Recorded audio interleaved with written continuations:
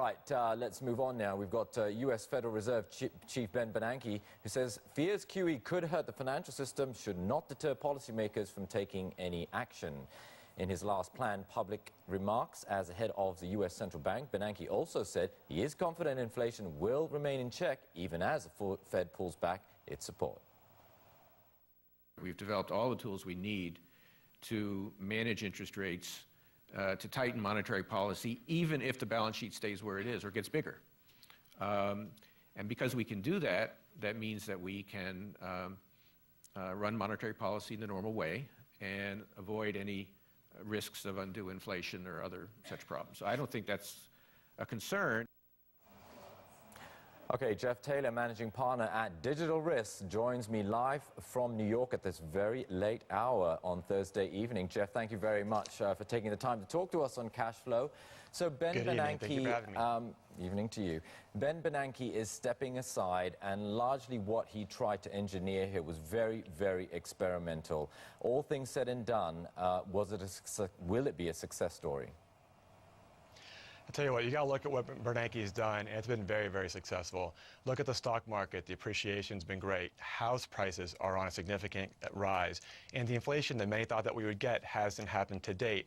But as you said earlier, Adam, one of the big things that we're going to have to watch in 2014 is the Fed's credit card literally went from $400 million up to $4 billion over the same period of time.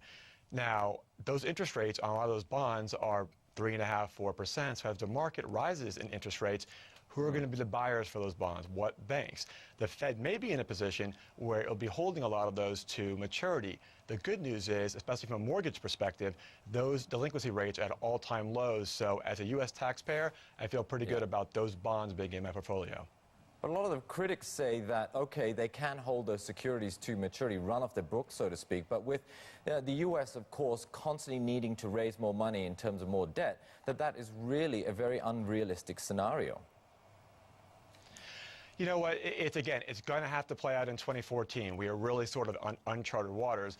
But one of the things to focus on is that, especially from the mortgage market, I mean, the bonds and the underlying housing loans that are being underwritten these days are of pristine quality. So as we go into the market and issue new originations, new bonds this year at higher interest rates, there should be a very strong demand for them internationally because the performance since 2009 has been historically good performance, this book of business.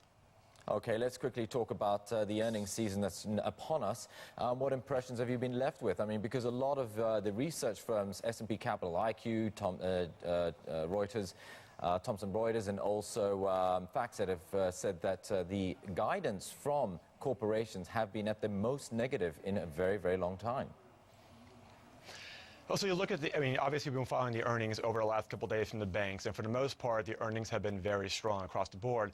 What we have seen one constant, though, is that the mortgage sector for all the banks has been very weak. I mean, we're looking at a mortgage sector that 2 years ago was about $1.6 trillion. Many are estimating it to be somewhere between $800 million to $1 trillion this year. So many of these banks are in what we call the year of transformation.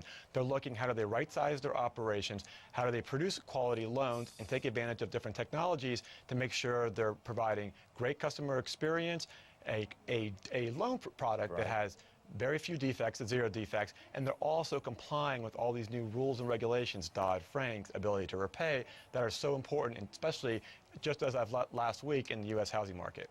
Jeff, thank you for leaving us with your thoughts today, and have a great weekend when it comes around. That was Jeff Taylor from Digital Risk. Thank you for having me. Thank you.